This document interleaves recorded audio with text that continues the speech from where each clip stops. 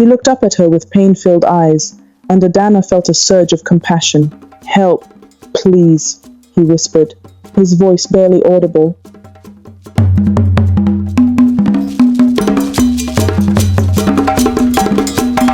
This is an African tale titled Rising Above, the story of Adana and her dreams, written by Judy Jams. Chapter 5, The Plan. The first light of dawn broke over the village, casting a soft glow over the landscape. Adana, her heart pounding with anticipation, slipped quietly out of her home and made her way to the old baobab tree where Amara had asked to meet. The ancient tree stood tall and imposing, its gnarled branches reaching towards the sky. Amara was already there, her face set with determination. She greeted Adana with a quick hug and immediately got to the point. "Adana, I've been thinking all night. There's a woman in the city, Mrs. Ease, who runs a scholarship program for girls from rural areas.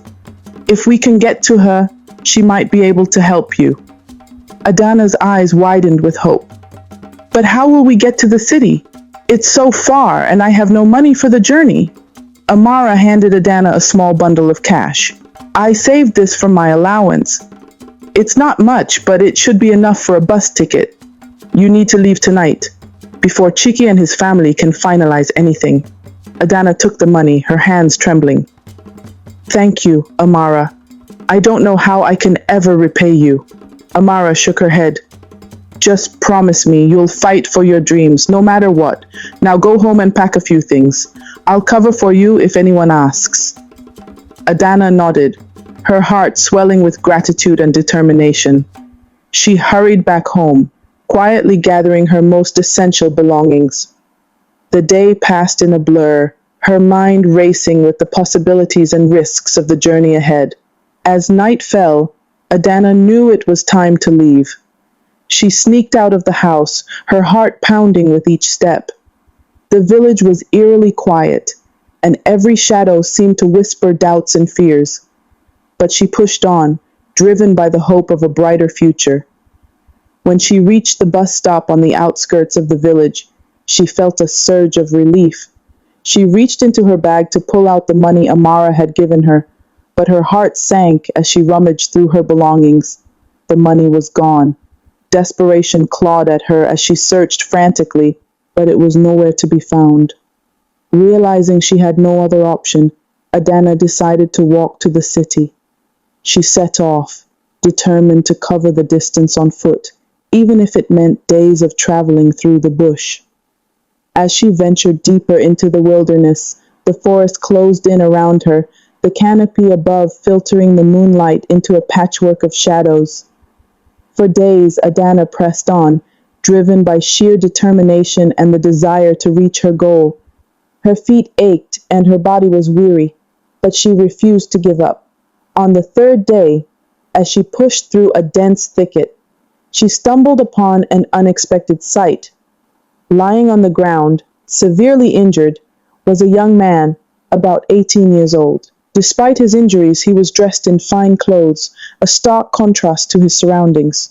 He looked up at her with pain-filled eyes, and Adana felt a surge of compassion. "Help, please," he whispered, his voice barely audible.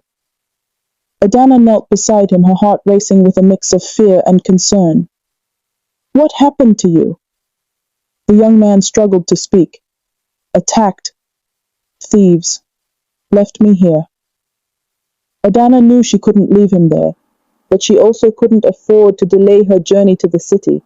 Torn between her need to pursue her dreams and the immediate crisis before her, she made a decision. "I'll help you," she said, her voice resolute. "But we need to move quickly." As she began to tend to his wounds with the limited resources she had, the forest seemed to hold its breath, the suspense of their fate hanging in the balance. Meanwhile, back in the village, the realization of Adana's absence began to dawn on her family. Her parents, frantic and confused, searched the house and the surrounding area, calling her name into the night. "Adana!" Obi's voice echoed through the village, filled with desperation. "Where are you?"